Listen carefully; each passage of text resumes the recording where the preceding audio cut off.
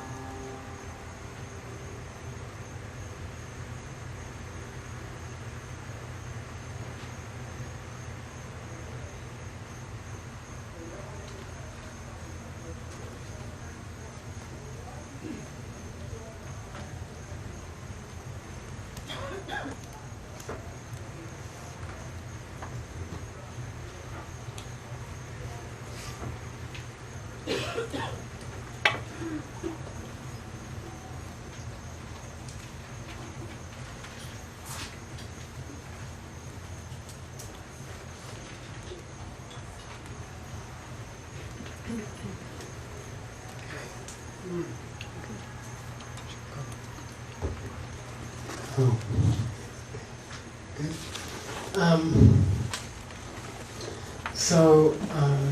Tonight we'll continue our talk about what is Nirvana and how to get there. And we've been talking for 2 nights about that, and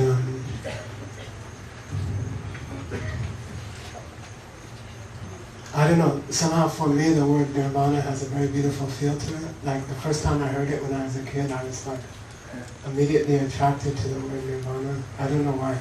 I think many people are like that. Yeah? Many people feel like that about the word Nirvana. So we had an interesting question last night, and Krishna asked, can you drop out of Nirvana? After you reach Nirvana, can you drop out of Nirvana? And we've seen in this class Nirvana defined in the ancient classics of Buddhism as they call Nyindu Malupa Pambeso Satango. It means, to repeat it means to remove all the negative emotions in your mind forever, because you have seen ultimate reality directly. Okay? Due to seeing ultimate reality directly. So then there are a lot of opinions in the Buddhist schools. In fact, I think you can say that the difference between all the Buddhist schools is what they think ultimate reality is. See what I mean? So you could almost say, today we went over the 3 schools of Advaita, Vedanta, and then I was thinking in Buddhism, we have, there are 4 great schools of Tibet, but there are also 4 great schools of ancient India, which are different. And the 4 great schools of ancient India really, they differ in their idea of what is ultimate reality. Okay? And the point is that if you get it right, if you understand ultimate reality correctly, which is not so difficult, then it gives you the power, as nothing else can, to remove your own negative emotions permanently and forever. And then, I don't know if, I don't think everyone was here from the beginning, but the first night I was saying, let's all try to identify our number 1 negative emotion, And I was saying for me it was jealousy, and I'm quite good at it after many years of practice. Like, we have sadhanas where we try to develop positive qualities, but really we're meditating all day on our kleshas, right? So mine are highly evolved, and so my jealousy is highly evolved. So I thought, Swamiji said it's not good to talk about cookbooks if you don't taste the food. And he made me embarrassed. I thought, if I'm teaching about Nirvana, maybe I should try to think about reaching it myself. And then I was exploring my own mind in the last week, and I was like, in a way that I never have before. And I've been meditating for, 40 years or something. And so I was like, oh, I have this big jealousy in my mind. It's so big and it's so obvious. The minute I started watching, I was like struck by how much of the day was devoted to jealousy. And then I was talking to some people tonight. My jealousy is like this. I have a mind, and it's almost like an empty skull. And then objects come and go from my skull during the day. I went to Swamiji's Sadashiva's class, yoga class. So I had these events of a class, and there were people moving through the class, and I was watching people being jealous selectively. And then objects were swimming through the medium of my mind, like fish in an aquarium up here, Objects were coming and going. And then I started to feel jealousy towards someone, or competitiveness, or like that. Like, yeah, are they better than me at this asana, And then suddenly, the water in the head got dark. I was just first aware of it. My whole mind got dark, like a shadow, like a very sad shadow over the water of my mind. And then for a few minutes I couldn't think straight, and I wasn't happy, and my breath was off in the asanas, and it was noticeable. And then I realized I just live like that most of the day, and I don't really notice it, And so that was I was asking you guys to try to catch your own mind at your favorite negative emotion. So I'm asking you, if you're in this little talk every night, let's try. Like tomorrow morning when you do your meditation, just go into the history of your life and your recent mental life and see what kind of negative emotion you've been specializing in. Because if you could remove it, or if you could get a little bit of relief from it. So in Buddhism they call Nirvana Shanti sometimes, or Shiva in Tibetan. And Shanti has two meanings. One is, feeling happy and contented, but the other is to extinguish a fire, to put out a fire. And I think if you do this little exercise, try to locate in your mind your worst mental habit during the day, and just watch it tomorrow, and see how many times it comes up, and then see how it makes you feel. Just do that, okay? Just do that. You're supposed to have done that already, actually. The next step would be, what I'd like you to do for tomorrow is try to get in touch with what the opposite feels like. Okay? Try to get in touch with what the opposite feels like. So for me, rarely, I will not be jealous of someone. I will actually appreciate and, celebrate their good qualities. Like, I don't know why, but I'm able to do it with Swamiji. Like, I was jealous of him at the beginning. But now, for some reason, it has mellowed into some intense appreciation for his effort. That he really, an ashram like this is not kept together by organizational things. It's the willpower of a few people. And if they lose that willpower, the place just falls apart. It just disappears. It's not the treasurer and the vice president and the policies and the procedures. It's not that. It's that there has to be a core of people who really believe in what's going on here. And they hold the ashram together. It's willpower.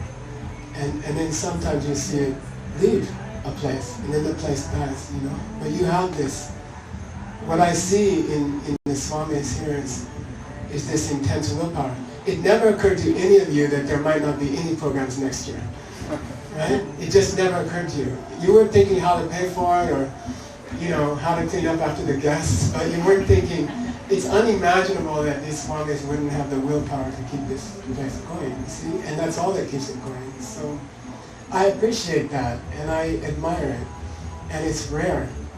in the world. So imagine how, try to do the opposite, okay? If you're an angry person, if your favorite affliction is anger, then try to be exceptionally patient with someone tomorrow about something. And I want you to just observe how it feels.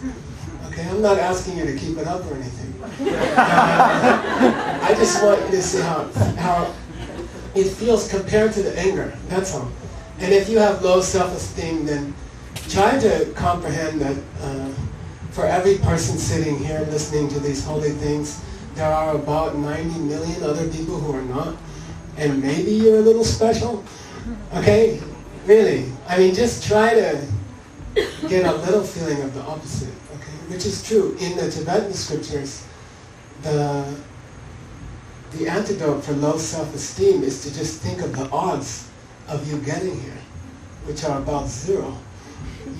For you to be one of the swamis here, or brahmachari here, or chaitanya here, or something, is you are one out of what? 10 million people? And if you then to have low self-esteem about the coolest person out of 10 million people is kind of weird. And no, in our scriptures, you're just supposed to review how lucky you are, and how you're unique. Each person here is unique. You got here. Somehow, through all the weird things in life, you got here.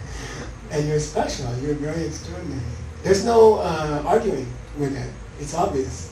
It's statistical. Okay? You're just unique out of 10 million people like that. So what I'd like you to do tomorrow is try to do the opposite, all right? If your problem is anger, then do some patience. And I just want you to observe how it feels. If your problem is low self-esteem, spend some time on thinking that you are 1 in 10 million, which is the truth, and you can't deny it. And just savor that feeling for a while. Feel the difference. If you are extremely jealous of every single person you ever meet, if you get jealous for someone for their sandals, then try to just appreciate what someone else is doing, like the willpower that keeps this place going. Just appreciate somebody else's high gunas, high qualities. Yeah. Tomorrow, okay? So that's your meditation assignment tomorrow. Okay?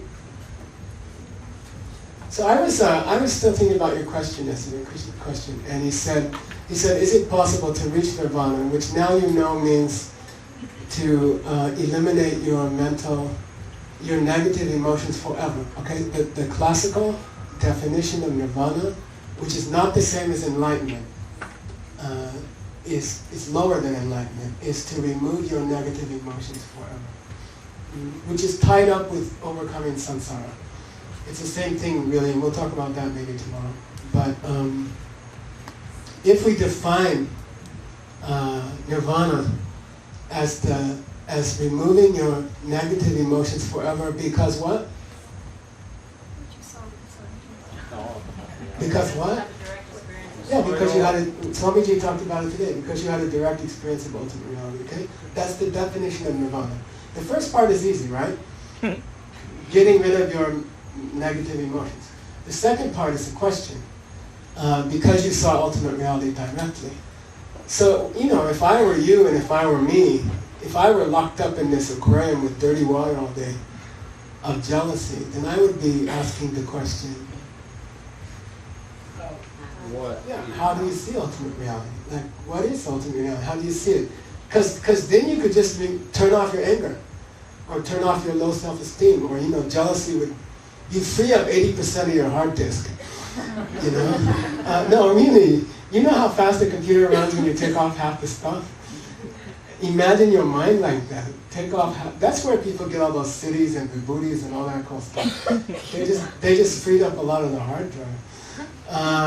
Because they don't have jealousy. Like, I spend a lot of my day being jealous. And if suddenly I wasn't spending that time, like, what could I do? It'd be interesting. So, it's worth it. We should try. We should talk tonight about what does it mean to see ultimate reality. Because the answer to Krishna's question Sham, Krishna Sham. It used to be Krishna. Anyway, the answer, he asked the question, can you fall out of Nirvana? And then I gave sort of a short answer. But the long answer, the real answer, is much longer. And I thought to do it tonight. The idea is, if you see an ultimate reality directly, which turns out to not be really ultimate, can you drop out? You will drop out, okay? So then there's this huge discussion of things that we thought were ultimate reality but turned out not to be, okay? Why would we want to spend the next, I don't know, half hour on discussing an ultimate reality which turned out to not be the ultimate reality? Yeah, we want to avoid traps, okay? Like there are presentations, there are teachings that will say, here's what ultimate reality is, right? And then you get good at it, and you master it, and you see it directly, and then it doesn't stop your jealousy. And then it turns out not to be ultimate reality. Okay? That's where I'm trying to go. I'm trying to say there have been many, many versions of ultimate reality in the history of Buddhism. And as an exercise, we always study the mistaken ones first. In the monastery, the teachers always go through the wrong ultimate realities first. Because if you start thinking like that, you just stop yourself and you say, oh yeah, that was number 4. And that's why it's not ultimate reality, okay? So what I'd like to do tonight, it's 6 versions of ultimate reality, and only one of them is the real one. And the other 5 are ultimate realities that you're going to flirt with in your spiritual career. And then you will remember tonight, and you will remember that you should go a little further, okay? So these are ultimate realities. We gave it, well, I don't know how to start. Ultimate reality is the absence of something that was never there. Okay? Ultimate reality is the absence of something that was never there. Okay? It's a negative. It's the absence of something. Is there a 2-headed, 14-foot purple elephant rampaging through this room at this moment? No. Yes or no? No. He always answers. Somebody else answer. No. There isn't, okay? I mean, nobody even turned around to check.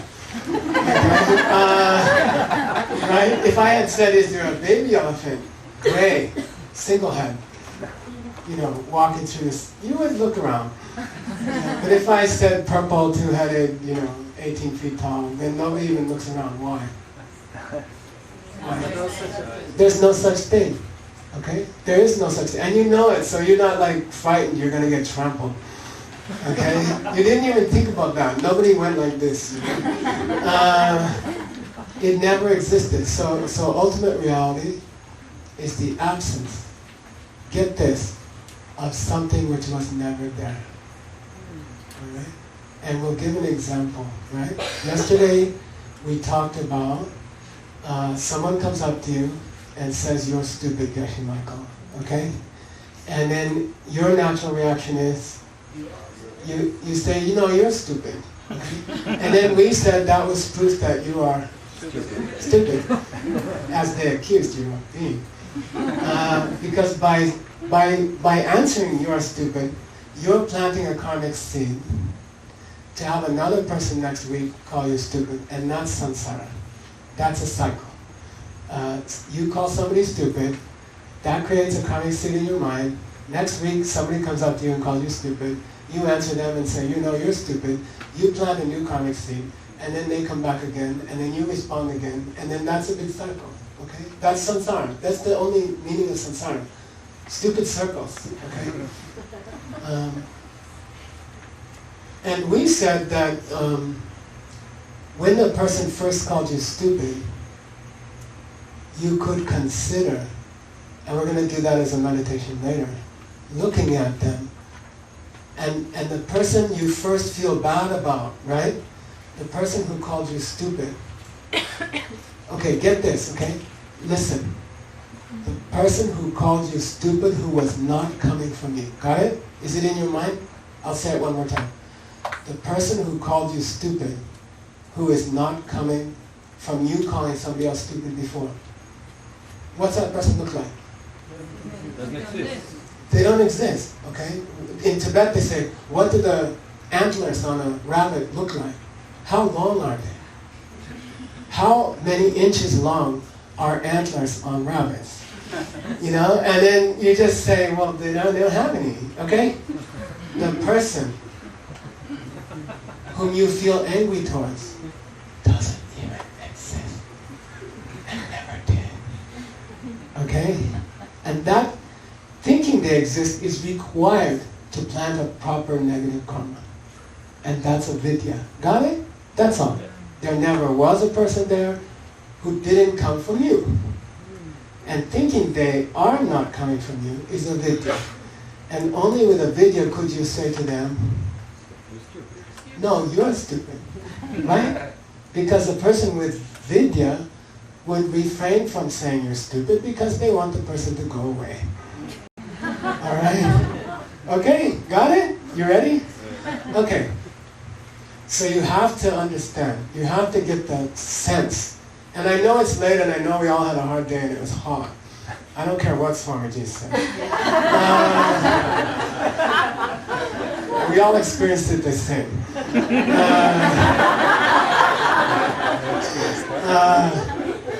Try to wrap your mind around this thing. Ultimate reality is the absence of a person who calls you stupid who's not coming from you. Comfortable? Is it comfortable? In the monastery they say Debudue. Debudue means asti sukham. You know, is it comfortable? You okay with that? Ultimate reality is the absence in this room of anyone who's not coming from what you did last week. Got it? Yes. Okay. And does that help you cope when a person calls you stupid? And that's the whole point of studying ultimate reality. Whatever ultimate reality is, it should help you cope with a person who calls you stupid and eventually remove all your anger completely. You see, if you really defined ultimate reality correctly, it should be something which immediately helps you to be a happier person. Got it? If you understand that ultimate reality means that the guy who calls you stupid came from you calling people stupid last week, then that will make you a happier person. Because you'll stop calling people stupid. And it'll make the people around you happier too. Okay? You know you've got the real ultimate reality when it's helpful. Okay? When it makes you happier. Okay? So now we're going to go on a little trip. Among the lower ultimate realities that have been taught in Buddhism. Okay? Who first taught them? Who first lied and taught ultimate realities that weren't ultimate realities? Guess. No, which historical person? The Buddha. Okay? The Buddha taught 5 ultimate realities that weren't in different scriptures. He described 5 versions of ultimate reality that were wrong. Why? Why would somebody say Bhagavati Marga is the only way to go? You had it in class today. Excuse me? Why would somebody say Bhagavati Marga is the only way to go? Because people weren't ready for Nirvana Marga. Okay? That's all. So Lord Buddha himself taught 5 things as ultimate reality, which are not. Because he was trying to get... Swamiji was speaking very beautifully today about Lord Krishna wanting to use karma yoga to get Arjuna's mind to a point, finally, where he was ready for his jnana yoga. Okay? Got it? Like, he just taught lower things to Arjuna until finally Arjuna was ready to hear the real thing. Got it? So in Buddhism, the same holds. You speak to your audience. And if you don't, you have done a bad deed.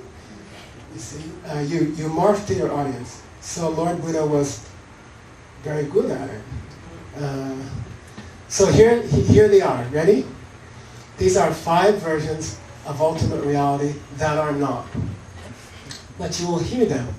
And the next time you hear them, you're going to say, no, I got to go further. I got to go further. Ready? Here's the first one. Say, tak, chik, rawan ching, kita. Tak, chik, rawan ching, kita. Okay, that means a person who's yelling at you who's going to last forever. Okay? A person in your life who regularly calls you stupid, who is going to be around forever.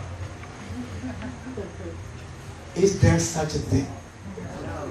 No. I mean, luckily, all the bad people you've ever met, I mean, most of them have died or gone away. You know? They just do that. Okay? All right? We all get old, we all move out, we move where nothing lasts forever. Okay, you ready? This too will pass. Abraham Lincoln was in the middle of the Civil War, and somebody said to him, is there anything good about this war? And he said, only one thing. And he said, what? He said, this too will pass. This will also pass. This thing will pass. Okay? So Dakchi Rawan Chengi Dak means, is there a person who calls you stupid who's going to be around 50 years from now calling you stupid? Hopefully. You know? No, I mean, just people are torn apart by events and karma, and you know, you can't stay with the ones you love. And luckily you can't stay with the ones you hate also. They just go in, you know. So to perceive the ultimate reality of a person who's calling you stupid in the lowest school of Buddhism, which is Abhidharma school, okay, is to say the person who's going to last forever calling you stupid. Is there such a person? No, it's exactly the same as a two-headed purple elephant running through this room. Got it? Got it? Ultimate reality is the absence of something which could never be. And in the lowest school of Buddhism, they say, ultimate reality is the absence of a person who's hurting you, who's going to last forever. Because they always go away. You know, sooner or later, they always go away. Two questions for you. Ready? These are important. Two important questions for you. Number one, is it helpful in a stressful situation with someone who's criticizing you to think this too will pass? Yes. Is it helpful? Yes. It's helpful, okay? Does it stop your anger forever? No. It'll work for a while. We call it a band-aid. It's a temporary solution, okay? You can stare at this person. I do it all the time. Somebody's like yelling at me. Unreasonably, always unreasonably. Which if you think about it would mean I don't deserve it, which is not possible for a Buddhist or a Hindu. There's no such thing. At any rate, it is always undeserved. And the person is in my face, and they are like growling. And then I'm like, sometimes the best I can do, the farthest I can go in my view of ultimate reality is, okay, he's got to stop sooner or later. And he's got to have lunch. He's got to go to the toilet. You know, at some point he'll stop. You know, I just have to stand here. If I just stand here long enough, he has to go to the bathroom or something. Sooner or later, this too will pass. That's all I can do. I can't think anything higher than that. That's okay. Okay, that's okay. That's a lower reality. It does not take you to nirvana. It does not stop your anger forever. But it helps. Okay? One more point. This is very important, okay? One more point. These lower versions of ultimate reality keep you out of trouble until you can get to the real one. Got it? Yeah. Okay? They are useful. Okay? At least they keep you from yelling back.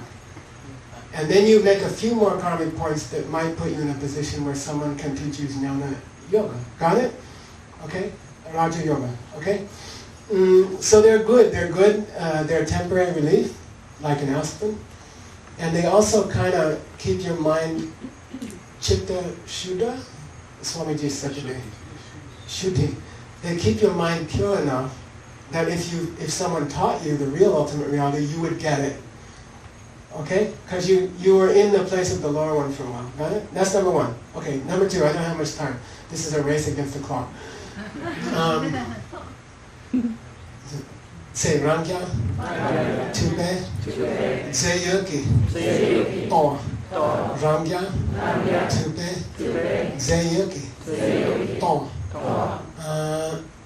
This means when a person is in your face, yelling, if you want to go a bit higher on the ultimate reality ladder, the versions of what ultimate reality is, just think, where is the other person whose actions I could control at this moment? Where is the person calling me stupid whose actions I could control at this moment? It's the question of control. How much control do you have? No. As a karma is ripening, as a sanskara is flowering, in the moment that a sanskara is flowering, how much control do you have about the situation? No. You can control the next week or the next few days. You can say, I'm not going to get angry. I won't plant a new seed. Next week there won't be anybody in my face. But no school of Hinduism or Buddhism would say you could control it in the moment. You cannot.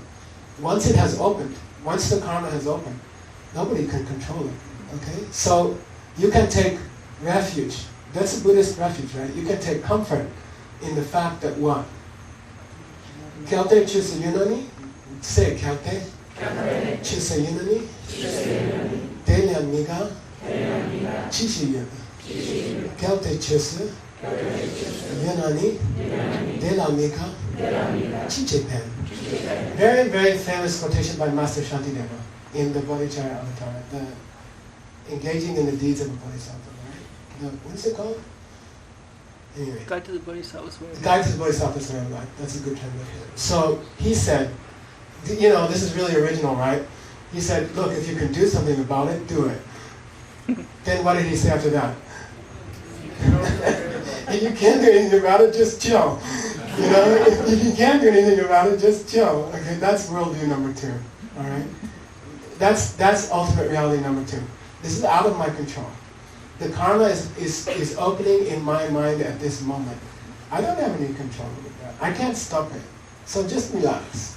If you can talk the person into believing you're not stupid, then do so calmly. And if they won't listen to you, then just let it go. Okay? Is that helpful? Will it stop your negative emotions forever? No, you know that. You've tried it. Okay? And I still have mine. Okay? So that's ultimate reality too.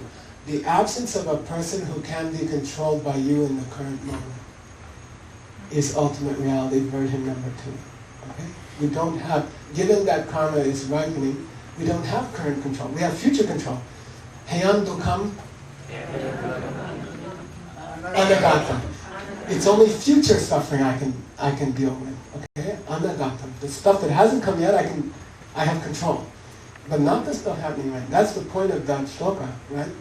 Of that verse. Okay? Number 3. I think I'm going to make it. What is number 3? Say suttam. Sun zingi tsema. Ze shengi. Tong. Suttam. Sun zingi. Tsema. You guys are sleepy. It's easier to teach than sit there, I'll tell you that. Say suttam. Sun zingi. Tsema. Ze shengi. Tong. This is delicate, okay?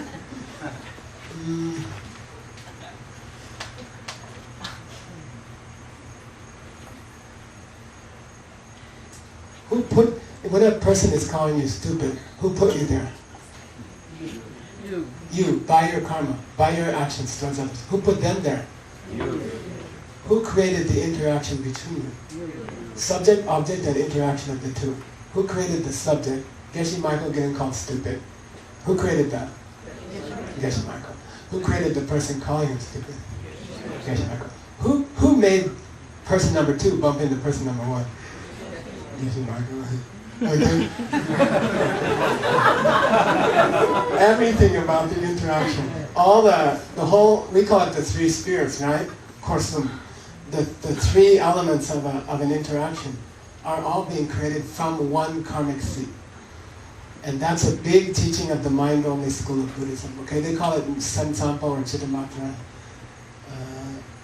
they have a very interesting belief. Try to get this, okay?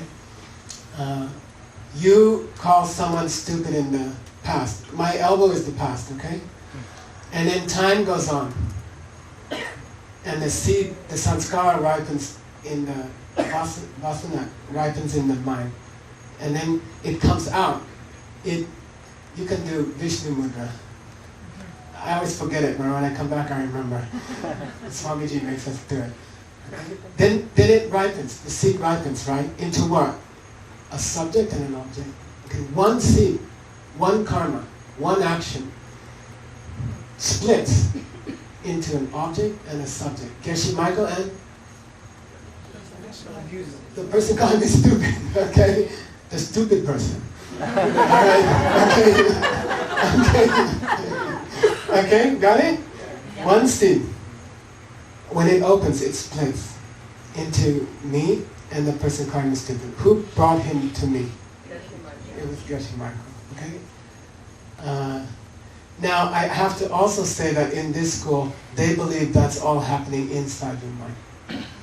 There is no outer guy. There is no, it's just all one seed that, what do you call it? Split within your own mind. Okay? Is it helpful to think like that? I brought the guy here. I brought the guy into the room. Okay? And I brought who into the room? Yes. Me. One person forced Geshe Michael into the room, and one person standing at the other door pushed the guy into the room. Who was the both people? It was me, okay? And then we're forced to have this interaction, unpleasant interaction, right? Who's the, I don't know, bad guy? It's me, okay? I planted that seed. I made him come to me. I forced him to come to me. Okay? Think about that. Is it helpful when someone's screaming at you? Yeah, I mean, you don't blame them. It's the water on the bathroom floor syndrome, right?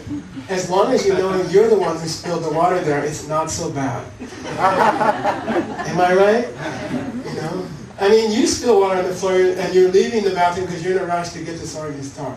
And you look down and you see the water and you say, well, you know, a little bit's not going to hurt anybody. You know? Really? Is it true? And then when you step in that water, you're like, who's this stupid person? And then you understand it was yourself, then you're much more forgiving. Because it's you. Got it? So what were we on? Number 3. Okay? The person abusing you has split off from a single seed, which also created you, inside your own mind. Now the inside your own mind part is wrong. Okay? That can be disproven. And that's the wrong part of this view because the rest is not so bad. The rest is pretty good. Okay? Say again? We're getting there. He asked how can you disprove that? We're going to get there. Okay, we're up to number 4. Kill Shikatani Tabe Doctor Mayimba. Say kill Yimba. Shepe, Tani Tape, Dengi, Thor. Not the is an old Sanskrit.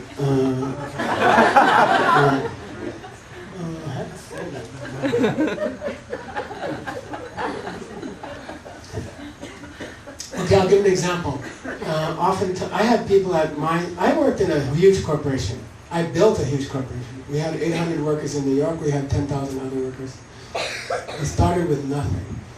And there were many cases when I would be sitting in my office and somebody, like one of the owners of the company, would burst into my room and say, Michael, you're really stupid. You know? And I'd say, why? And they'd say, you forgot this order for JCPenney and 10,000 diamonds. And they already have the advertisement in the New York Times and they don't have any diamonds because you didn't buy them yet. Okay? The stores don't have what they're already advertising in the New York Times. And it's your fault. You know? And then I feel upset, right? And then there's all these other vice presidents in the room who are very jealous of me. So how do they feel? Yeah, they're like, finally, somebody figured out, you know, the truth. And,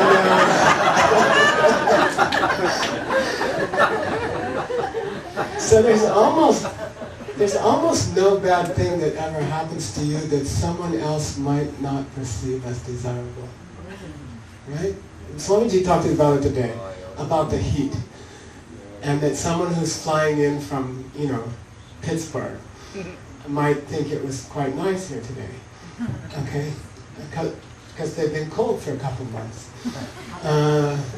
Or years, I don't know. That's Montreal, okay? That's like close to the North Pole, I know.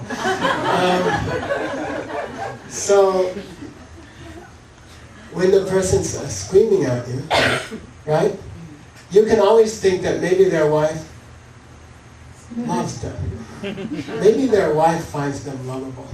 Okay? Someone would find this enjoyable, I have this theory that any way you could destroy a dish in cooking, any way you could abuse a dish is probably the way it's cooked somewhere. You see what I mean? I always tell people like they burn my dal, and it tastes like charcoal. And I say, I'm sure there's a planet where good mothers burn the dal. Right? Somebody would find it taste good. I think so. So would that comfort you when someone's calling you stupid to think that somebody loves them? Is it true? Yeah. Would it help to think, well, somebody finds them lovable? Everybody finds somebody lovable. I mean, everybody's found lovable by somebody, right? So does that help to think it that way? That's okay. If you want to know the literal meaning of the term, Toa means nothing is named what it is naturally. Names are not applied by nature. They are inventions. They are artificial. The way you perceive an event is not natural. It's being concocted by your mind. Someone else might be perceiving the event as a quite positive thing because they have different karmic seeds. No event is bad by nature. It's perceived that way by somebody because of their own karmic seeds. All right? That's number 4. We're almost there. We're going to make it for sure.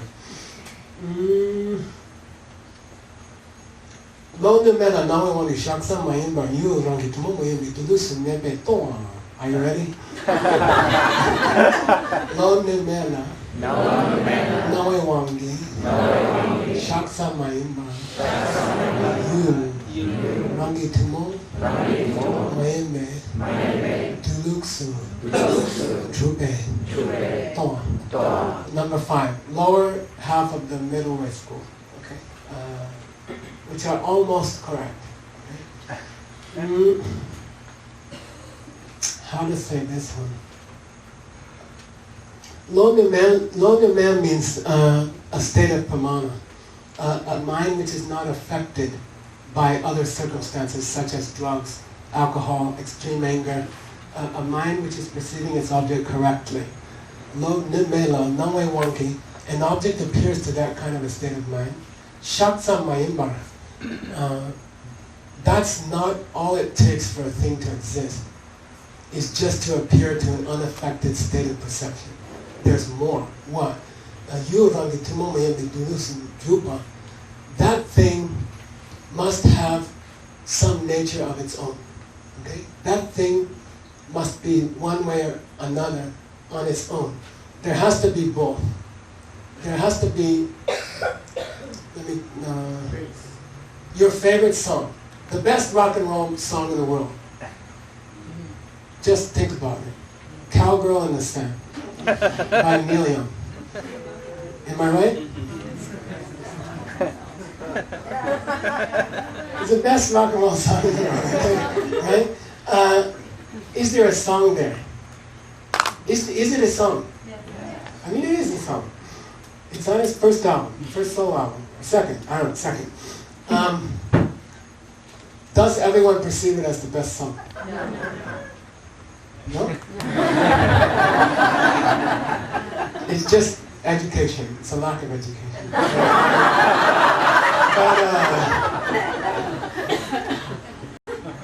But, is there a song appearing to me when I play the song? Yes or no? Yes. Do I interpret it as a good song? Myself? Yes. I do. So they say both of those things are necessary in an act of perception. There must be something there. Like 50% must be coming from its side, a song. A song is really there, right? We can say that. A song is there. How you take the song is coming from your side. But it takes 50-50 to make it a song. A good song or a bad song doesn't matter. It takes a song appearing and then a mind which takes it to be good or bad. Am I right? Yeah. Right. This is their position. Okay? Almost correct. Okay? There is something appearing. And then, in a way, we have a choice on how to take it. We could work with Geshe Michael and learn that it was the best song. You know? Like, you could change your perception of the song by working on it. So, the big thing in this school is using bad things that happen to you as a path. Okay? They say anything can be turned into a path, you know? Any bad thing that happens to you, you could look for some good in it. You see, that's their big deal. You know, okay, the guy is yelling at you, he's calling you stupid, that's all right. You know, that's undeniable reality. There is a guy, he is saying the sibilants and the dentals and the sliding vowels that make up s, tu, u, pe. You know, there is a guy saying words, and he really exists there. And then you're taking his words in a certain way. But you have some leeway there. You could think, well, maybe I can learn something from this guy. You know, like maybe occasionally I am stupid. You know, or you know, you could think I could learn something. There's that big thing of using suffering as a path. Okay? Using suffering as a path. Would you want to be there forever? Just using screw-ups as a path. You know? I mean, in my mind, I would rather that they just never happen. So then I don't have to be creative about making them into a path. You see what I mean? Like, wouldn't it be better if if the guy just didn't exist? And then I'm not in a position of trying to find something useful about it. You see what I mean? So we take that as a lower school also. Ultimately, that's a lower view of life. You see, you can, you know, with a lot of, what do you call it? Gymnastics. You can try to see something good about anything, but wouldn't you much rather have the thing never have happened anyway? To have to try to make into something good. And so the highest school of Buddhism, Prasangika, Madhyamika, their highest school of Buddhism, they say, look, why don't we just try to work it out so bad stuff never happens in the first place? Why don't we just stop things from happening that are bad before they happen, and then you don't have to try to pretend that something is useful about this guy. Wouldn't it be better to make him say, Maumba, Makiwe, Chechen, a future event which never happens? This guy. Wouldn't that be nicer to turn him into a Maumba, Makiwe, Chechen? I mean, a future event which never occurs.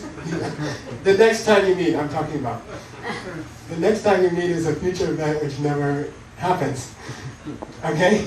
I mean, that's what Nirvana is. Okay? That's what Nirvana is. So what is the highest score? What do they say? This is difficult, okay? They say the guy. It's not that the guy is calling you stupid and you have to interpret him in some way.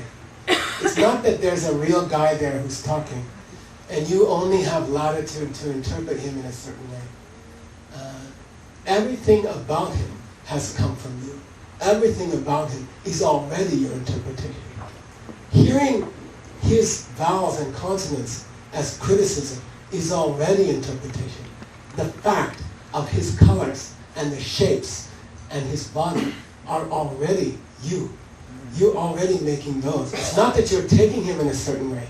He is the creation of your mind. And then they say, but he is projected outside of you. Okay? catch this. This is delicate, okay? Your karmic seeds are opening and throwing an object outside of you. A perception of a guy who's separate from you. And there are whole books by Dharmakirti written to prove that there exist other people who are not part of your own mind. Okay? And your mind, they did come from karmic seeds in your mind, but your mind, the seed in your mind has ripened as an outside event. They are outside of you. They're not in your head. You're not living in your head. You are creating all the people around you, but they are around you, and they are not inside you. Okay? You are creating all the people and things you see, but they are not inside you. You are creating them as outside of you, so therefore they are outside of you. Okay? So what would be the highest way? Now we're at the end. Okay? We have 1 more minute. Not really. What would be the highest viewpoint to take when a person is calling you stupid? What is the viewpoint that could get you to nirvana fastest? Because that's what we want to talk about. How could you remove your anger forever? What viewpoint of the person who's criticizing you would allow you to remove them forever? Just understand that I created them. How? In the case of someone calling you stupid, I must have called someone something similar in the past, okay? If you don't like them, and if you would like to get rid of people like that in your life, what would be the only way? Stop calling people stupid, or similar types of word, okay?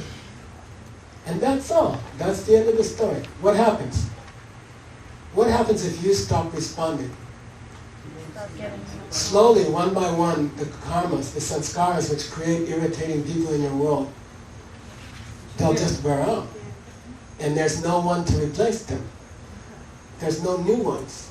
And then slowly, one by one, you become surrounded by beautiful people. And that's nirvana. Okay? That's nirvana. There comes a point, because you haven't responded because you didn't want to plant a new stupid guy, that you work yourself to nirvana. And then you're just happy all the time.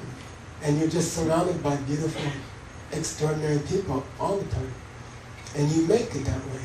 Okay? Got it? That's the highest viewpoint. Right? So, that's all. Tomorrow you have an exam, which was, you were going to see how it felt to do the opposite, I think. Am I right? Yeah. Okay. So I'm going to, for example, in my case, I'm going to be jealous of somebody. I'm going to catch myself being jealous. And then I'm going to try to think about something about them which I would celebrate. And then I would compare how that feels to being jealous. Okay? How it makes me feel for the next few hours. Okay? Got it? Yes. That's your assignment for tomorrow. I don't have to check to see if you've done your assignment because I just see how happy you look. Yeah. If you don't look happy, I know you didn't try. Because it makes you happy. Okay? It's like automatic exam. The more grumpy people, the less people we're missing. Alright. Okay. Tomorrow, I think we're going to do, I forget. We're going to talk about,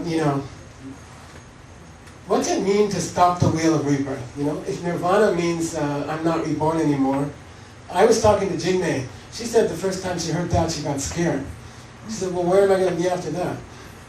And I think most of us, that's across your mind, right? Like, if nirvana means the wheel of rebirth stops, then what happens to Geshe Michael? I might prefer just to stay. Okay? What does it mean to stop the wheel of rebirth, and where would you be after that? Okay? Where do you go after that? Okay? We'll do that tomorrow.